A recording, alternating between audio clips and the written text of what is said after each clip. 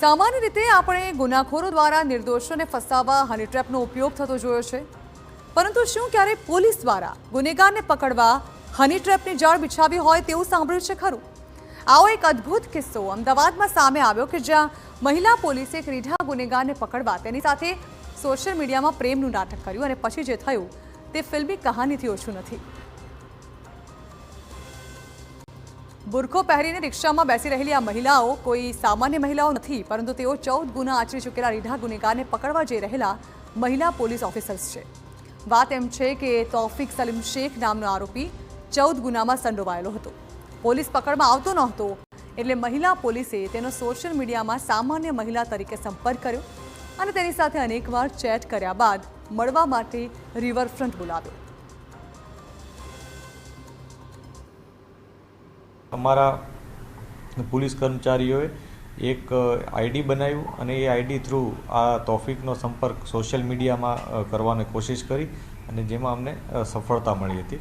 અને આ બંને જે આઈડી હતું એ આઈડીથી તૌફિક સતત ટચમાં રહેતો હતો, પરંતુ એની પાસે કોઈ મોબાઈલ કે એવી કોઈ ઓલું હતું નહીં, એટલે તૌફિક સાથે એક પ્રોપર એને બોન્ડિંગ બને એના માટે અમારા જે પોલીસ કર્મચારી છે એ લોકોએ એ રીતની વાતચીત એનાથી શરૂ કરી, એના સાથે મિત્રતા કેળવી અને ત્યારબાદ એને રિવરફ્રન્ટ પર મળવા માટે બોલાવ્યો હતો।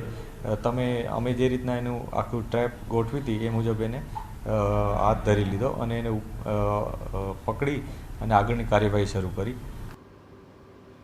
તો પોલીસના પ્લાન મુજબ રિવરફ્રન્ટ પર અગાઉથી જ કેટલાક પોલીસ કર્મીઓને ગોઠવી દેવામાં આવ્યા હતા, જેમાં ઘણા ખરા પોલીસકર્મી ટુરિસ્ટ બનીને ઊભા હતા, તો કેટલાક રિવરફ્રન્ટ પર નાસ્તાની રેકડી લઈને ઊભેલા વેપારી જોડે ગ્રાહક બનીને ઊભેલા હતા। આરોપી તૌફિક સલીમ શેખને મળવા ગયેલા મહિલા પોલીસે આરોપી જોડે વાતચીત કરી અને બાદમાં આરોપીએ મહિલા પોલીસને એક્ટિવા પર બેસી જવાનું કહ્યું, એટલે પોલીસકર્મી આરોપીના એક્ટિવા પર બેસી ગઈ અને ચાલાકી વાપરીને અન્ય પોલીસકર્મીને ઇશારો કરતા રિવરફ્રન્ટ પર હાજર અન્ય પોલીસકર્મીએ આરોપી તૌફિક સલીમ શેખને કોર્ડન કરીને દબોચી લીધો। છે એ નારોલમાં એમાં પણ એક મારામારીના ગુનામાં સામેલ છે, એમાં પણ એ વોન્ટેડ હતો। તો આ સાથે નારોલના ગુનામાં પણ એની ધરપકડ જે કરવાની બાકી હતી એ થઈ ચૂકી છે। તૌફિકનો જ્યારે ગુનાહિત ઇતિહાસ અમે તપાસ કર્યો તો એમાં 14 જેટલા ગુનાઓમાં એ સામેલ છે। આ 14 ગુનાઓમાં મારામારી, ચોરી, એક વખતે જેલ તોડીને ભાગવાનો ગુનો, ખંડણી, આ પ્રકારના ગુનાઓ સામેલ છે। એટલે ખૂબ જ ગંભીર પ્રકારના ગુનાઓ અને રીઢા પ્રકારનું વ્યક્તિત્વ છે। અને જે તૌફિક હતો એ અવારનવાર પકડાયો હોવાથી જલ્દી પોતાના ઘરે આવતો ન હતો। અમે સતત એના ઘર ઉપર વોચ રાખી હતી।